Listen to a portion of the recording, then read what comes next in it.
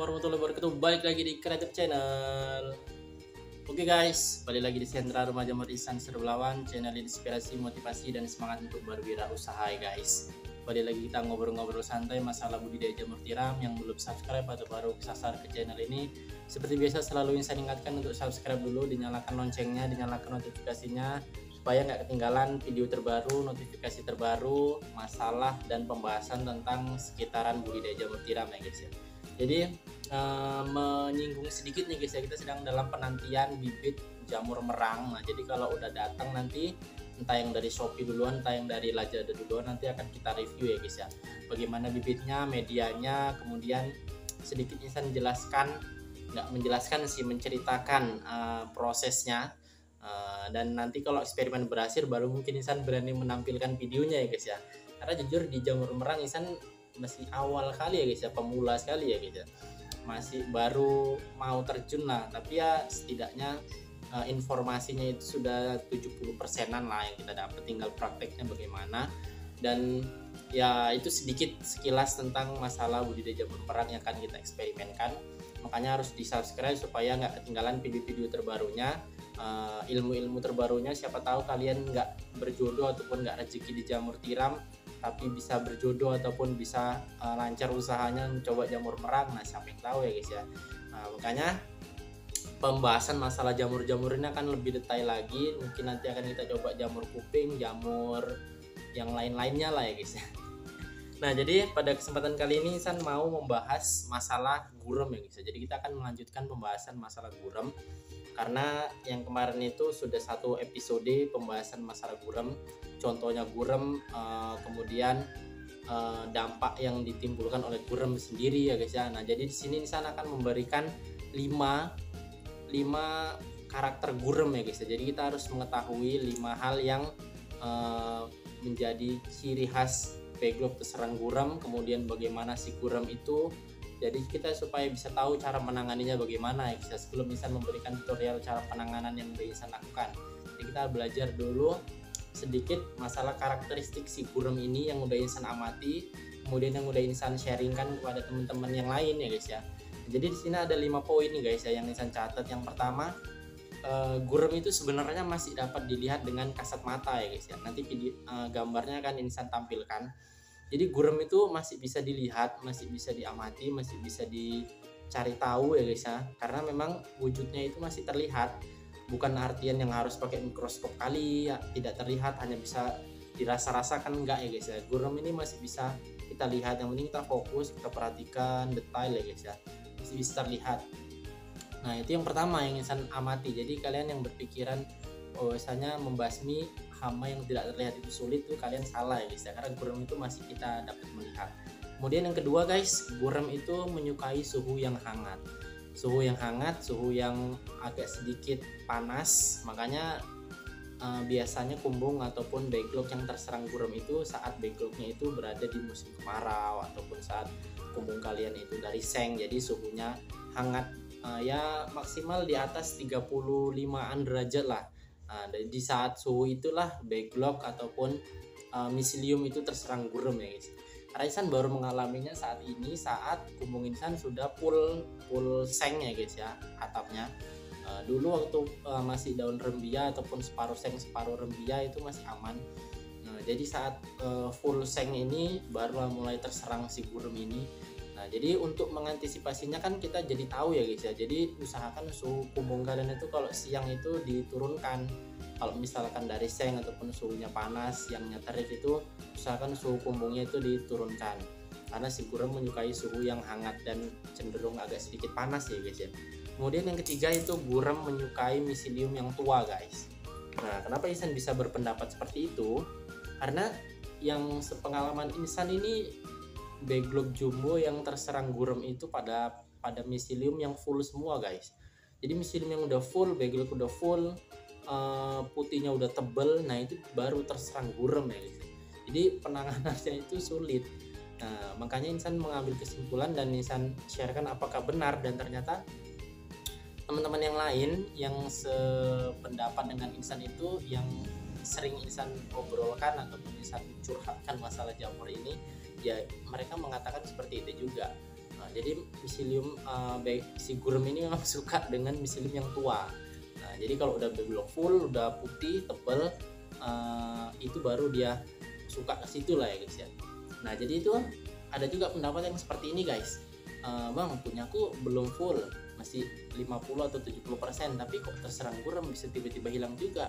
Nah, jadi untuk penjelasan yang seperti itu ada beberapa teman juga yang insan tanya, mereka berpendapat bahwa mungkin salah satu alasannya ya dari suhu kumbung tadi. Kemudian menggunakan bibit dengan media serbuk dicampur jagung halus. Nah, karena kalau media serbuk dicampur jagung halus itu dia akan lebih cepat menuanya gitu ya guys, dibandingkan dengan bibit dengan media jagung utuh. Karena kalau serbuk media bibit dengan serbuk dan jagung halus itu dia dipindahkan ke backlog, dia itu lebih cepat tua, karena dari bibit itu juga dia udah tua. Nah, si serbuknya itu di bibit yang dicampur serbuk tadi guys.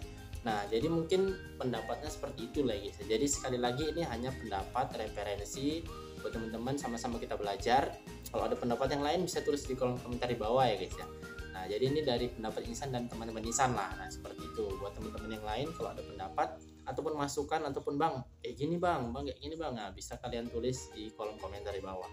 Kemudian yang keempat adalah gurem tidak menyukai air guys. Nah, ini ya guys ya.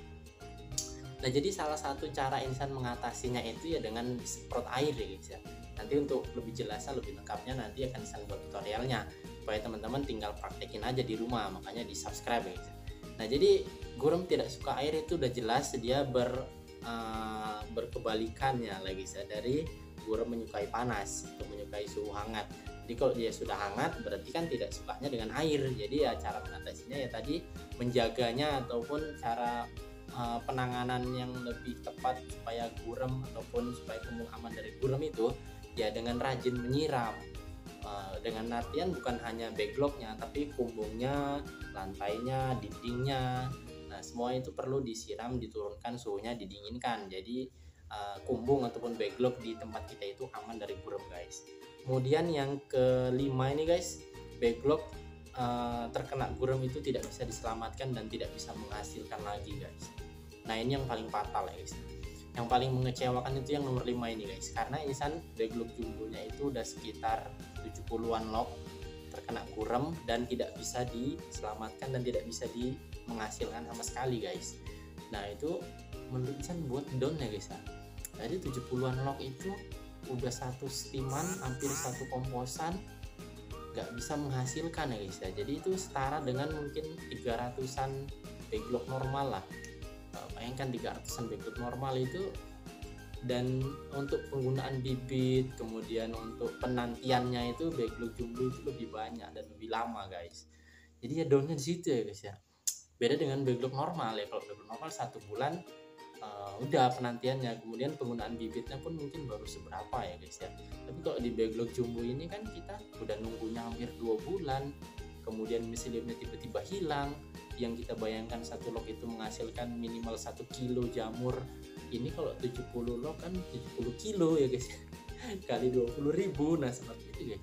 Jadi itulah yang membuat Insan kemarin sempat down juga ya guys. Nah, seperti ini rasanya kita gurem. Makanya Insan menyimpulkan bahwa ternyata hama gurem ini adalah hama yang paling berbahaya dan paling ditakuti lah kalau bagi Insan ya gitu. Dan paling merepotkan, menyusahkan, merugikan. Nah, itu ya guys, dibandingkan dengan hama-hama yang lain. Hama-hama yang lain mah gak ada apa-apanya lah guys.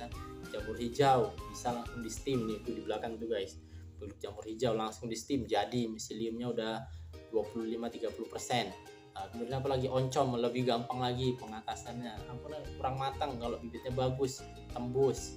Apalagi masalahnya gampang lah guys ya kalau yang lain-lain.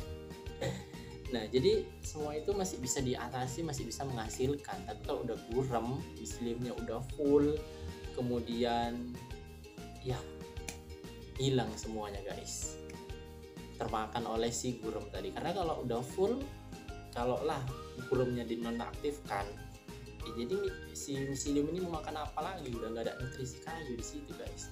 Jadi ya udahlah, pasrah aja lah ya guys sama yang maha kuasa.